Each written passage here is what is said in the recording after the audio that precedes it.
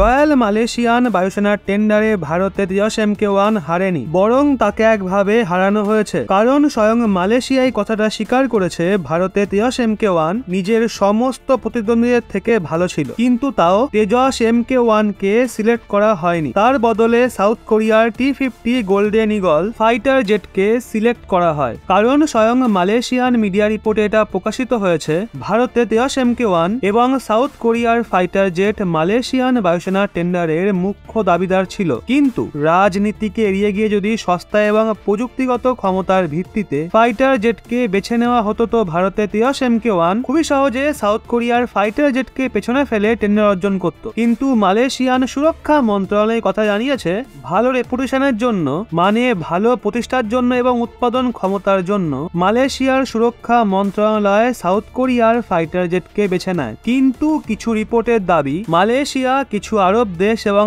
পশ্চিমী দেশগুলোর রাজনৈতিক প্রেসারের কারণের জন্য ভারতে তেজস ফাইটার জেটকে ছেড়ে সাউথ কোরিয়ার ফাইটার জেটকে বেছে নেওয়ার সিদ্ধান্ত নেয়, যেখানে স্বয়ং মালয়েশিয়া এটা স্বীকার করেছে সাউথ কোরিয়ার ফাইটার জেটের তুলনায় ভারতের তেজস অনেক সস্তা এবং অনেক বেশি ক্ষমতা সম্পন্ন। কিন্তু ভারতের তেজসের উৎপাদন ক্ষমতা এখন কম, যেই কারণে মালয়েশিয়া সাউথ কোরিয়ার ফাইটার জেটকে বেছে নেয়। এখন ক্ষেত্রে দেখা হলে স্বয়ং মালয়েশিয়ার নিজের রিপোর্ট থেকেও এটা স্পষ্ট হয়ে যায় যে ভারতের তেজস মালয়েশিয়ান বায়ুসেনার টেন্ডারকে অর্জন করতে পারেনি বলে এর মানে এটা নয় যে ভারতের তেজস সাউথ কোরিয়ার ফাইটার জেটের সামনে হেরে গেছে। কারণ শুধু মালয়েশিয়াই নয়, বরং আর্জেন্টিনাও এই কথাটা মেনেছে ভারতের তেজস টেকনোলজি এবং ক্ষমতার মামলায় সাউথ কোরিয়া এবং প্রতিদ্বন্দ্বী চীনের ফাইটার জেটের থেকে অনেক উন্নত।